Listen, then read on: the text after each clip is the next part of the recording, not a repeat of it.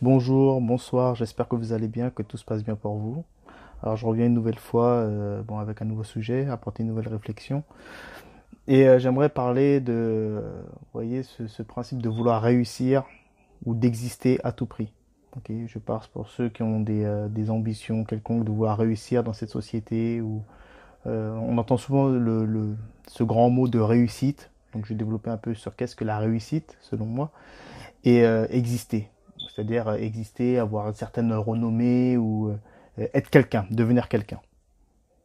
Donc, comme à mon habitude, avant de développer l'audio, je rappelle toujours que je me passe d'un point de vue traditionnel. D'accord. Alors, pour commencer, d'un point de vue traditionnel, et même d'un point de vue islamique, il y a on parle du tawhid, c'est-à-dire de l'unicité. Dans le sens, si on comprend bien ce sens d'unicité, c'est-à-dire que seul Dieu est le tout. D'accord. Donc, si on comprend, si on médite sur cette conception de l'infini, c'est-à-dire que Dieu est tout, on comprend bien que nous sommes rien. C'est très simple, hein. Si Dieu est tout, nous ne sommes rien. Bon, si on le matérialise, on peut comprendre très facilement, c'est-à-dire que si je vous passe trois stylos dans les mains et ensuite je vous récupère le tout, eh ben, vous n'avez rien dans vos mains. Okay, c'est aussi simple que ça. Donc lorsqu'on médite bien là-dessus, on comprend de manière assez rapide qu'on n'a pas d'autre raison de vivre que de vivre en fonction de la loi divine et de suivre en quelque sorte le schéma divin. D'ailleurs, il est bon de rappeler que dans les civilisations traditionnelles, le peuple ne vivait pas en fonction de leurs propres désirs égotiques. D'accord. Ils en avaient que faire.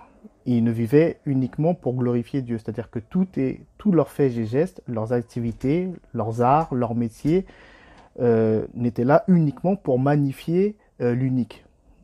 Il est important aussi de rappeler que l'humanité est divine, hein. Et ça, il faut le rappeler. D'ailleurs, il y a dans la Bible, hein, il est dit que Dieu créa l'homme à son image. D'accord. Alors, avant qu'il y ait de mauvaises interprétations, il faut interpréter cette phrase dans son sens, mais qualitatif. C'est-à-dire que lorsqu'on dit que Dieu est créé à son image, on parle de son essence.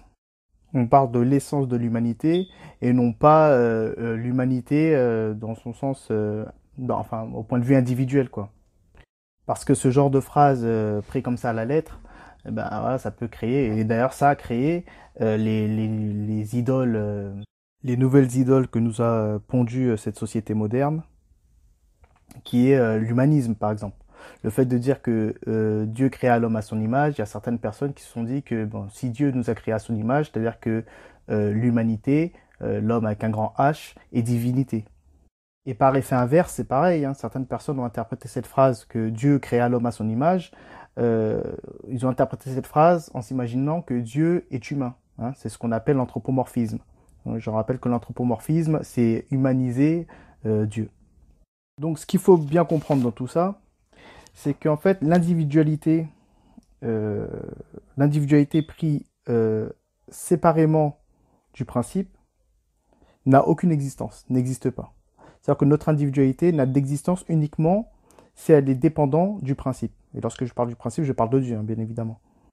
Il faut savoir, ou plutôt je rappelle, que l'homme a une place, au point de vue traditionnel, a une place centrale, hein, dans la manifestation. C'est-à-dire qu'on considère que l'homme, quand je parle de l'homme, je parle de l'humanité avec un grand H, hein, homme comme femme. C'est-à-dire que l'homme se situe, on va dire, au-dessus des végétaux et des animaux, mais se trouve en dessous des anges. D'accord. Mais par contre, euh, l'humanité est la seule espèce qui peut s'identifier à Dieu. La raison pour laquelle on dit que Dieu créa l'homme à son image. C'est-à-dire que seule l'humanité peut s'identifier à Dieu. C'est-à-dire peut se fondre ou comment dire, disparaître en lui et faire en sorte qu'il n'y ait que lumière divine à travers son être. Et justement, toutes les traditions du monde, qu'elles soient orientales, occidentales, etc., a pour but de faire en sorte que l'humanité retourne à sa primordialité, c'est-à-dire retourne à son essence, à sa véritable nature, si on peut parler comme ça. Et de sortir de cette illusion égotique, de croire que lorsque nous disons je, par exemple, ben le fait de mentionner ce je nous illusionne à croire que nous sommes quelqu'un, ce qui n'a aucun sens. Et ben la tradition permet justement de nous reconnecter avec le sacré afin qu'on retrouve, on va dire, notre unique raison de vivre. Alors bien sûr, là je vous parle bon, avec une certaine légèreté, mais c'est pas une mince affaire, hein. C'est beaucoup de travail, des ascèses assez intenses, et bien sûr, il faut bien prendre en compte que la religion ne permet pas à ce qu'on retourne à notre primordialité, hein. Parce que je vais faire un petit rappel, en Occident, les traditions, on va dire, sont scindées en deux, et on parle plutôt de religion en Occident. Alors je prends un exemple pour l'islam. Pour rentrer vraiment dans une sphère plus spirituelle et pour justement retourner à cette primordialité, pour les personnes qui sont en quête vraiment de haute spiritualité et qui désirent vraiment, qui ne cherchent uniquement que Dieu, et ben ces personnes-là, si elles passent par l'islam, devront rentrer dans la sphère ésotérique qui est le soufisme. Bien sûr, sans jamais négliger la religion, hein, parce que le dogme religieux permet, c'est le socle, c'est la base. C'est-à-dire qu'on ne peut pas prétendre être spirituel ou être dans une spiritualité en dehors du dogme religieux, ça n'a aucun sens. C'est-à-dire qu'on doit s'appuyer sur notre dogme religieux et ensuite, tout en restant, on va dire, très rigoureux dans notre pratique religieuse, approfondir et aller beaucoup plus loin en rajoutant, on va dire, les rites que demande la confrérie ou la tarika concernant les musulmans. L'imam Malik disait d'ailleurs qu'une personne qui est cloisonnée dans son exotérisme, c'est-à-dire dans la religion, dans le dogme religieux, mais qui n'approfondit pas, enfin du moins qui va pas plus loin et qui est étranger au courant ésotérique de sa tradition, fait que cette personne tombe dans la turpitude. Tandis qu'une personne qui prétend être dans une autre spiritualité, être dans l'ésotérisme en négligeant son dogme religieux, lui est dans l'hérésie. Donc il faut bien comprendre qu'il y a des personnes qui ont des ambitions différentes. Certaines sont en quête de Dieu, ils font tout pour l'amour de Dieu et ils veulent à tout prix disparaître en lui, excusez-moi, ce qu'on appelle d'ailleurs dans l'islam el-fana. Et puis certains voilà, qui sont plutôt limités, du moins qui sont limités uniquement dans la sphère religieuse, qui ne dépassent pas le dogme, eux vont plus vous parler du salut, quoi. Ça me rappelle d'ailleurs une histoire bon, qui est assez connue, de la grande spirituelle, une femme qui s'appelait Rabia, qui voulait détruire les deux idoles dans lesquelles les musulmans étaient plongés à une certaine époque, qui ne parlaient que d'enfer et de paradis, et elle voulait à tout prix détruire ces idoles-là, l'enfer et le paradis, comme quoi les musulmans ne sont plus tournés vers Dieu, mais sont concentrés uniquement sur ces deux idoles-là. C'est-à-dire qu'ils ont en tête que l'enfer et le paradis. Soit ils veulent à tout prix entrer au paradis, soit ils veulent à tout prix éviter l'enfer, mais aucun, du moins beaucoup, avait oublié l'essentiel, c'est-à-dire de retourner à Dieu. Il faut savoir que la religion a une très grande part de morale, hein. On est encore dans l'ordre, on va dire, individuel humain. Donc, encore une fois, non, elle ne permet pas de dépasser son individualité. D'accord? Elle ne permet pas du tout de dépasser son individualité. Et c'est même, je ne sais pas si vous l'avez remarqué, mais c'est pour ça que beaucoup de religieux se comportent inconsciemment comme des non-religieux, hein, ou des non-croyants. Bon, bien sûr, je ne dirais pas que ces deux catégories sont la même chose, ils sont au même niveau, etc.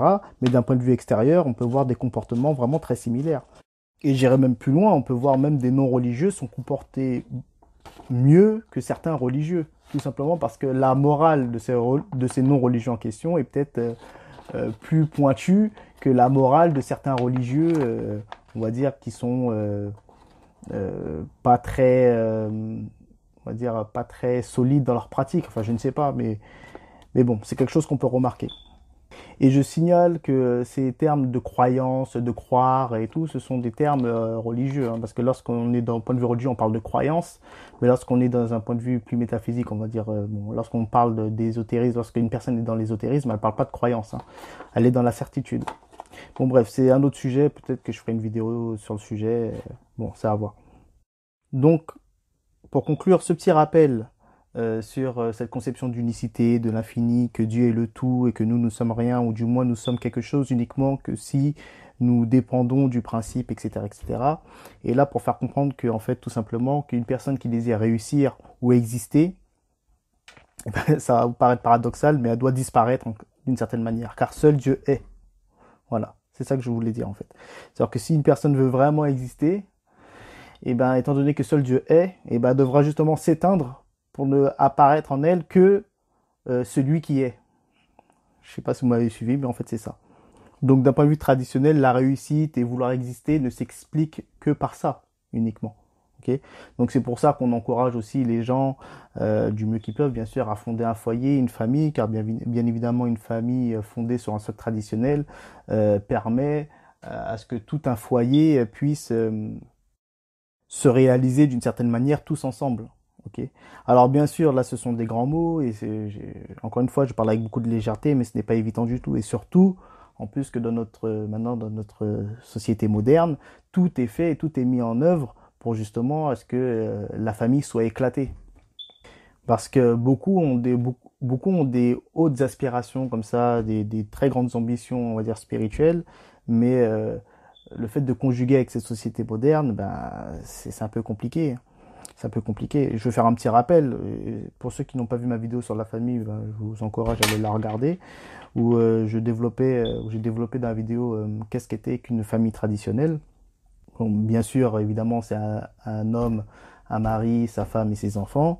L'homme a une place comme une place de seigneur, on va dire, au sein de son foyer. C'est lui qui règne sur le foyer. Et c'est pour ça qu'aussi on affilie très souvent le mot père avec le Seigneur, hein. Même dans la chrétienté, on dit notre Père qui est aux cieux. Alors pas de mauvaise interprétation, je ne dis pas que l'homme, le masculin est un Dieu, mais il faut le comprendre dans le sens où c'est lui qui veille sur son foyer, on va dire.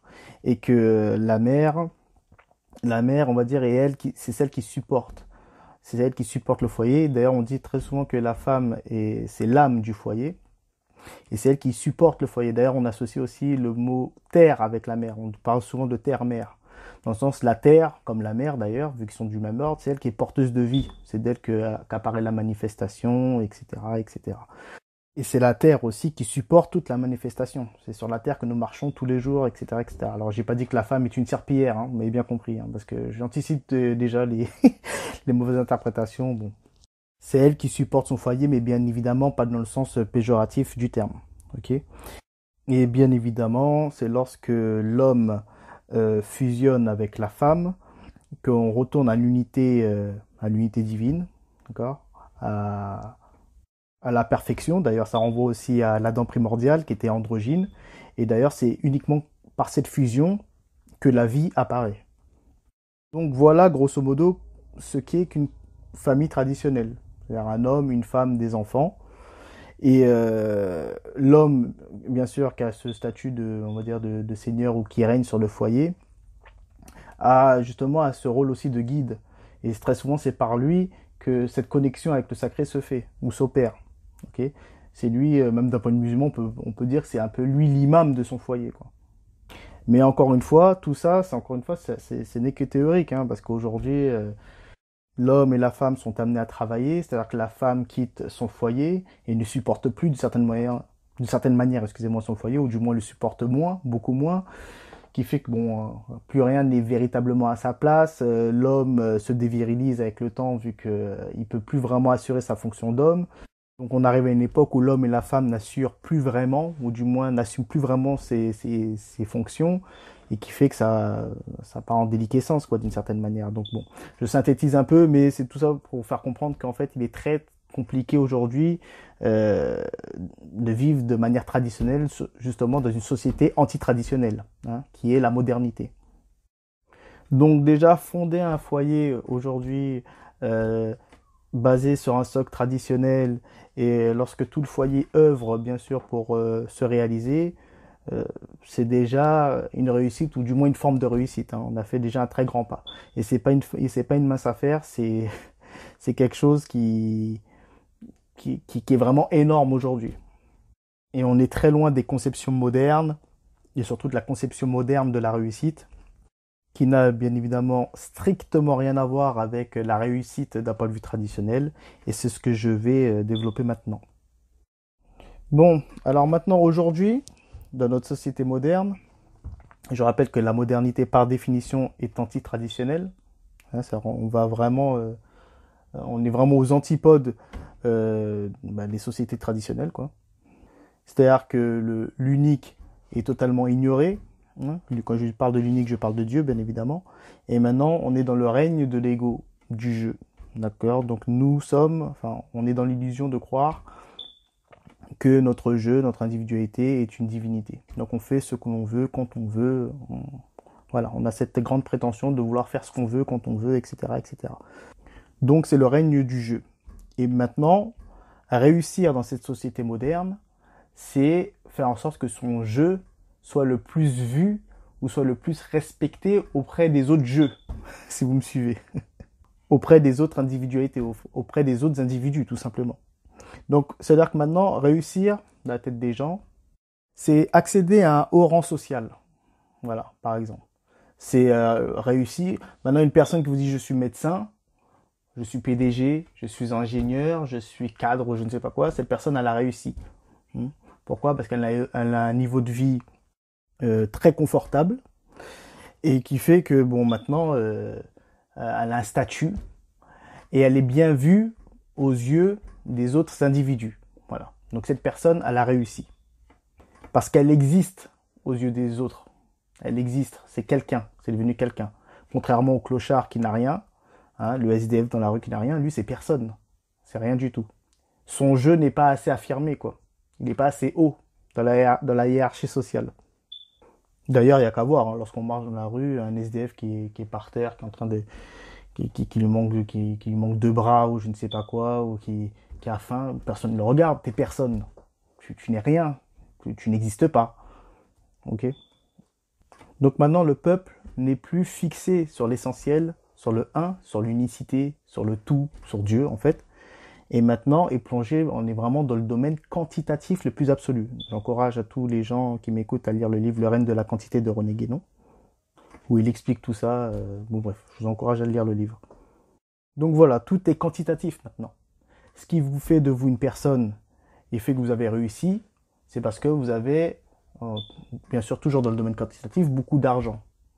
Vous avez beaucoup d'argent, vous avez un niveau de vie aisé, et ces critères-là définissent, témoignent d'une réussite, selon les codes modernes. Hein. D'ailleurs, il n'y a qu'à voir, vous n'avez pas vu une personne depuis bien longtemps, vous la croisez, la personne va vous demander alors qu'est-ce que tu fais maintenant, tu vas lui répondre, et puis toi tu vas lui reposer la même question, qu'est-ce que tu fais maintenant, et très souvent, je ne dis pas dit tout le monde, mais certaines personnes auront le réflexe de se dire dans leur tête, ah là là, lui ça va, il est bien. Vous voyez ces phrases-là, il est bien. Il a réussi, quoi. Voilà. Bon, c'est triste, hein, mais c'est comme ça. Alors, la modernité s'est détournée du ciel pour conquérir la terre, comme disait René Guénon. Et maintenant, elle se concentre que sur l'ici-bas. Sur l'ici-bas, sur le monde sensible. Mais étant donné que l'humanité, l'individualité, n'est pas indépendante, okay. Encore une fois, elle est dépendante du principe de Dieu. Elle ne peut pas être dépendante d'elle-même, ça n'a strictement aucun sens. Ben, la transcendance est perdue de vue. D'accord. Et il faut bien comprendre que la béatitude absolue ne s'acquiert que par la transcendance. C'est lorsque l'individualité, lorsque la personne s'est affranchie de son individualité, c'est qu'à partir de ce moment-là que cette personne-là est en paix, est dans la béatitude, okay, dans le plaisir absolu. Mais cette société moderne qui a voilé, on va dire, l'unité, qui a voilé Dieu, qui est concentré uniquement sur le terrestre, qui s'est détourné du ciel, qui a voilé le ciel, voilà, c'est ça que je voulais dire. Et qui est maintenant, pour lui, la transcendance ne veut strictement rien dire, et ben elle va se transcender. Elle va se transcender vers le bas. Ou plutôt, elle va descendre vers le bas, pour être plus précis. Donc, bien évidemment, l'humanité, le peuple moderne, et ben maintenant est devenu un peuple ultra hédoniste, hein, dans le sens, elle va toujours vous parler de plaisir, et de plaisir sensible, hein, le plaisir terrestre, le plaisir mondain. Et les plaisirs, on va dire, les plus puissants d'ici-bas, les plus grandes jouissances d'ici-bas, de ce monde sensible, c'est le ventre et le bas-ventre. Donc maintenant, le peuple se bat uniquement pour jouir constamment, mais uniquement que dans ces domaines-là, du ventre et du bas-ventre. On vous parle de plaisir tous les jours à la télé, Et c'est aussi une raison pour laquelle le sexe est vendu tous les jours, tous les jours, tous les jours, voire toutes les voies culturelles, tout ce que tu veux, cinématographique, pub, etc. D'ailleurs, le capital s'amuse beaucoup avec le sexe, avec la séduction, etc. D'ailleurs, j'encourage les gens à lire le livre de Michel Clouscar, Le capitalisme de la séduction. Bon, voilà, donc on est dans une société très hédoniste, hein, ça parle de plaisir tout le temps, et les gens se battent pour assouvir leurs désirs, hein, assouvir leurs désirs égotiques. Maintenant, l'individu est totalement à la merci de ses pulsions. Prenez le temps de regarder la vie de certains artistes, ou même la chute, hein, les tragédies. J'ai Amy Winehouse en tête et autres. Hein. Ouais, les artistes, c'est des gens qui ont réussi. Ils ont réussi selon les modernes, ce sont des stars. Ils ont réussi. Leur jeu est plus que gonflé. C'est devenu des divinités même. Hein. Il y en a qui oui, divinisent ce genre de personnes. Bon, bien sûr, je ne parle pas au nom de toutes les grandes stars et de tous les artistes. Hein. Il y en a qui se comportent bien. Hein. Relativement bien, bien sûr. Mais très souvent, je pense que vous avez pu remarquer, je sais pas moi, des artistes, je sais pas, qu'au début, par exemple, des hommes qui commencent au début, bon, ils ont un certain succès, donc ils profitent, hein, ils profitent, il y a la gente féminine qui vient vers eux, donc ils assouvissent leurs désirs, leur pulsion sexuelle, ils en ont la possibilité, il y a de la matière pour, donc ils prennent une femme, après ils en prennent deux, après ils en prennent trois, après il y a un harem de femmes, après comme ils voient qu'ils sont pas rassasiés, ils basculent chez les hommes. Hein, alors ils couchent avec des hommes, et après quand ils couchent avec des hommes, ils voient que ils sont toujours pas satisfaits, mais ils prennent des chiens, je sais pas, moi des enfants, puis après ils font ça sur Zexta, et après ils se piquent, et puis après ils veulent changer de look parce qu'ils peuvent plus supporter leur tête comme ça, alors ils vont se faire des tatouages sur le nez, sur le front, sur le crâne, puis après ils vont se percer les oreilles, puis après la langue, puis après je sais pas, ils vont mettre des sacs, ils vont porter des sacs à main, je parle des hommes, hein, et puis après ils vont se teindre les cheveux en jaune, après en noir, bref, ils sont instables, quoi. Ils bougent dans tous les sens, ils font tout et n'importe quoi, tout ça en quête de plaisir. Il y en a plein qui sont dans ce cas-là, hein, si vous prenez le temps d'analyser. Et cela s'explique, c'est parce qu'ils sont pas, en fait, fixés sur les principes immuables, les principes sacrés. Là, ils vont là où les pulsions les amènent, là où leurs envies les amènent. Là, voilà, ils sont totalement, ils sont esclaves de leur propre désir. C'est incroyable. Et bien sûr, bon là, j'ai un petit ton, voilà, un petit ton ironique et tout, mais c'est pas contre ces artistes-là. J'en veux pas ces artistes-là. Ça fait même de la peine, sincèrement. Ça fait vraiment de la peine. Mais c'est la modernité. C'est ce monde moderne, c'est un monde mortifère. Et bien sûr, j'ai pas l'intention de vouloir convaincre qui que ce soit à travers mon audio, parce qu'il y a une personne qui divinise inconsciemment son ego et son jeu et qui est maître d'elle-même selon elle. Qu'est-ce que tu veux lui dire à cette personne? Tu vas lui parler de Dieu et elle va t'envoyer bouler parce que elle peut pas ça lui met un frein à sa vie de débauche auquel elle a pris énormément goût. Elle peut que t'envoyer bouler. Elle va te dire comment ça, moi je ne peux pas faire ce que je veux. Si j'ai envie de faire ça, je le fais. Bah oui, mais bon. Et le plus triste, c'est que ces gens-là ne comprennent pas. Je parle de tous ceux qui sont bah, anti-traditionnels ou du moins contre la religion ou athées ou tout ce qu'on veut. Et ces mêmes personnes-là qui vous parlent de paix, qui sont en recherche de paix ou de liberté ou de plaisir, vous n'allez pas les acquérir avec les codes modernes. Hein. Je vous le dis, hein, c'est plus une chute tragique qui vous attend. Bon, je suis personne pour vous dire ça, et moi je suis bon. En tout cas, je vous donne mon ressenti, quoi. Donc voilà, donc la réussite moderne, comme l'entend les modernes, a fait peur et je pense que c'est pas la bonne direction. Attention, il faut conjuguer avec les codes modernes, bien sûr. J'ai pas dit qu'il faut revivre comme le dernier des mendiants, le dernier des miséreux, tout ce qu'on veut. Et non, j'ai pas dit ça du tout. Mais, euh, mais je ne pense pas que le but de notre vie, je ne sais pas, c'est d'avoir une maison, d'avoir un très bon poste et de vivre comme un débauchard ou de vivre comme un animal, même j'ai envie de dire, hein, de vivre qu'en fonction de nos instincts, de nos bas instincts, de nos pulsions, être à la merci de nos pulsions, n'importe lesquelles, hein, pulsions nerveuses, pulsions sexuelles, tout ce qu'on veut.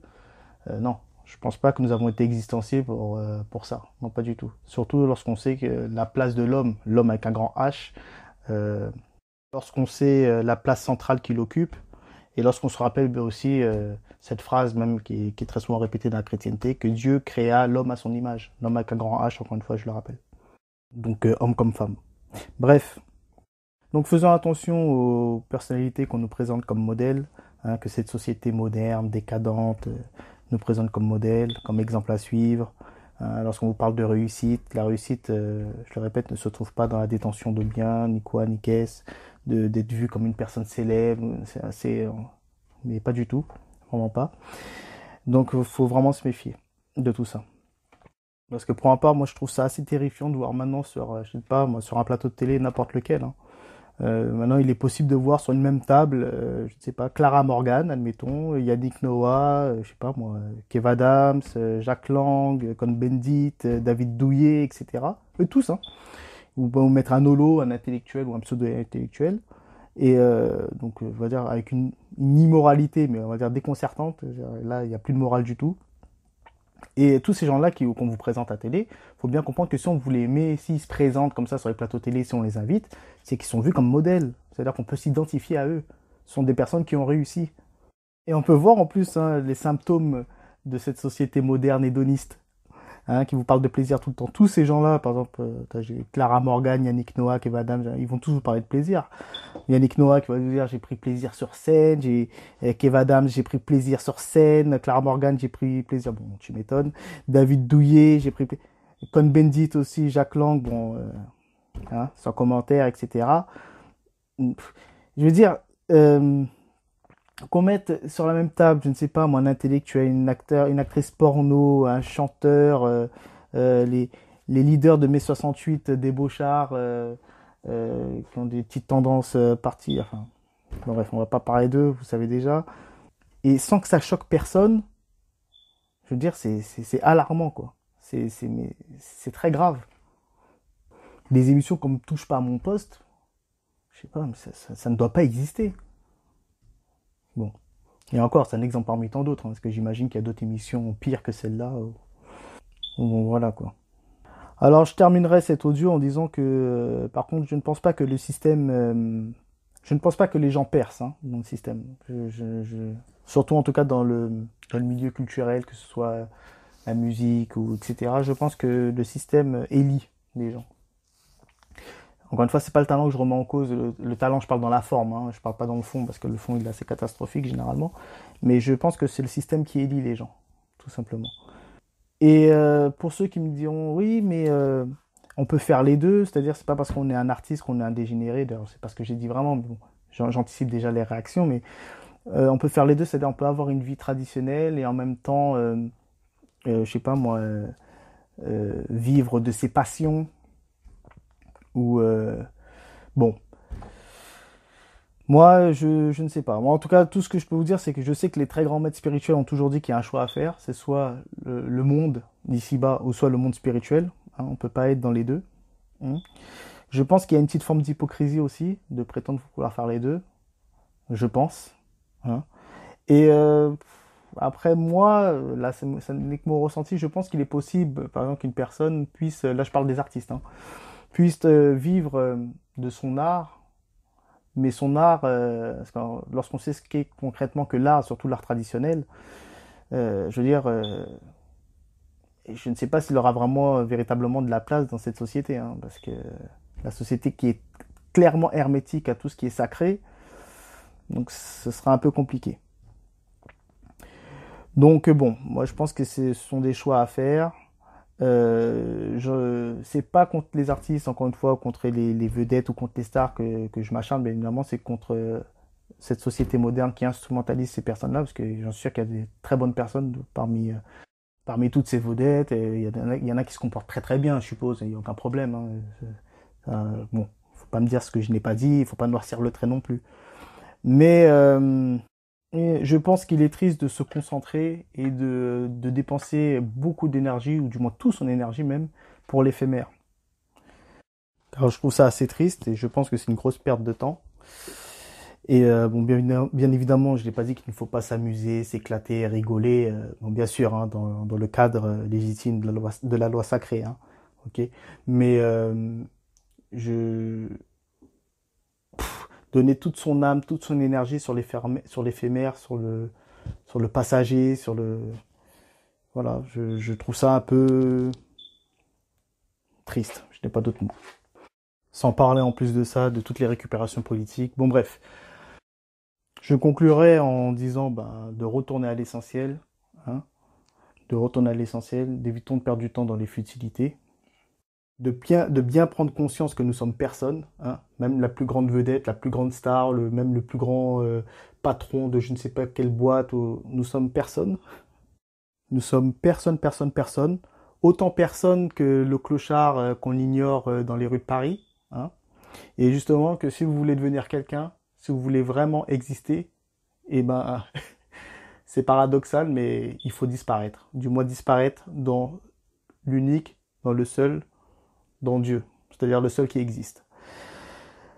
Sur ces mots, eh je vais vous laisser en espérant que je n'ai pas été trop confus. Et puis, je reviendrai très bientôt, si Dieu veut, avec un nouveau thème, un nouveau sujet. Donc, prenez soin de vous et de vos familles. Paix sur vous tous. Ciao.